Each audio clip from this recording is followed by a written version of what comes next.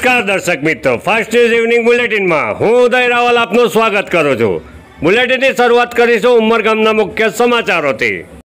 ઉમરગામ તાલુકાના સરીગામ માધવનગર ખાતે 5 દિવસ માટે શ્રીજીનું સ્થાપન કરવામાં આવ્યું હતું। 5 દિવસ દરમિયાન વિવિધ ધાર્મિક કાર્યક્રમોનું આયોજન કરવામાં આવ્યું હતું। ગણેશ ઉત્સવ દરમિયાન સુંદરકાંડ, ભજન વગેરે જેવા ધાર્મિક કાર્યક્રમોમાં મોટી સંખ્યામાં ભક્તો ઉમટી પડ્યા હતા। 3000 કરતાં વધુ ભક્તોએ મહાપ્રસાદ તથા દર્શનનો લાભ લઈ ધન્યતા અનુભવી હતી। 5મે દિવસે સરીગામ કૃત્રિમ તળાવ ખાતે વિઘ્નહર્તાનું વાજતે ગાજતે વિસર્જન કરાયું હતું। ઉમરગામ ભિલાડ અને મરીન પોલીસ મથક ખાતે શાંતિ સમિતિની બેઠકનું આયોજન કરવામાં આવ્યું હતું। શ્રી ગણેશ વિસર્જન અને ઈદે મિલાદની ઉજવણી શાંતિપૂર્ણ માહોલમાં થાય તે માટે અધિકારીઓ દ્વારા જરૂરી સૂચન આપી અનુરોધ કરાયો હતો। સોશિયલ મીડિયા અને અફવાઓથી દૂર રહેવા ભારપૂર્વક અધિકારીઓ દ્વારા ઉપસ્થિતોને જણાવાયું હતું।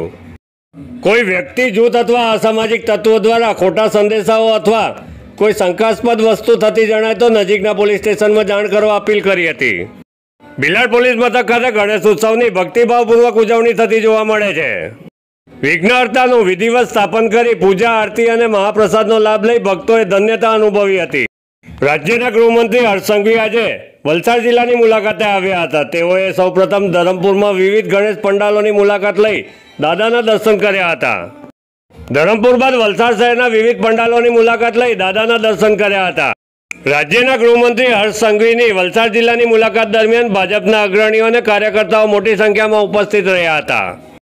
રાજ્યના ગૃહમંત્રી હર્ષ સંઘવી વલસાડ જિલ્લાની મુલાકાતે હતા। તેઓની સાથે વલસાડ જિલ્લા સાંસદ ધવલભાઈ પટેલ, વલસાડ જિલ્લા ભાજપ પ્રમુખ હેમંતભાઈ કંસારા, વલસાડના ધારાસભ્ય ભરતભાઈ પટેલ સહિત મોટી સંખ્યામાં આગેવાનો અને કાર્યકર્તાઓ ઉપસ્થિત રહ્યા હતા।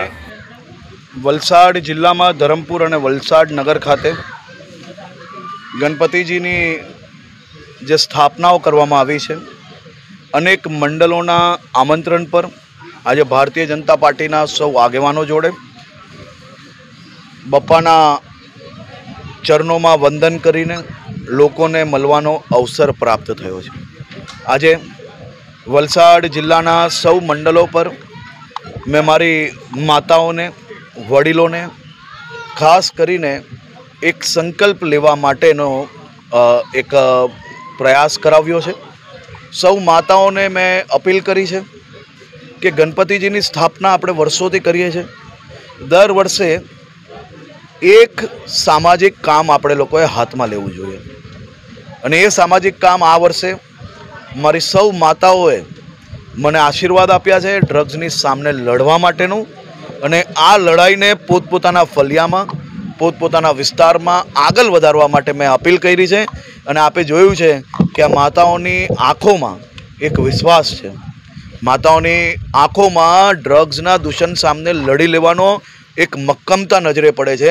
ગણપતિજીના ચરણો પરથી વંદન કરીને આ અપીલ મેં જે કરી છે એ લોકોએ ઝીલી લીધી છે, સ્વીકારેલી છે। મને વિશ્વાસ છે કે વલસાડ જિલ્લામાં સૌ માતાઓ, સૌ યુવાનો સાથે મળીને આ દૂષણ કરનાર લોકો, દૂષણ લાવનાર લોકોની સામે લડી લેશે, પોલીસને સંપૂર્ણ માહિતી આપશે અને વલસાડ જિલ્લા પોલીસ આની ઉપર કામગીરી આગળ વધારીને જે પ્રકારે ગુજરાતભરમાં આપણે આ લડાઈને મજબૂતાઈથી લડી રહ્યા છે એ લડાઈ હજી વધુ મજબૂત કરશો।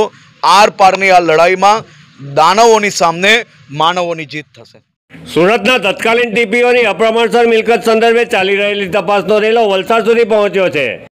ટાઉન પ્લાનિંગ ઓફિસરની વલસાડ ખાતે અલગ અલગ જગ્યા પર સંપત્તિ હોવાની બાતમીના આધારે અધિકારીઓ દ્વારા વલસાડ ખાતે જે તે વિસ્તારમાં તપાસ હાથ ધરવામાં આવી છે।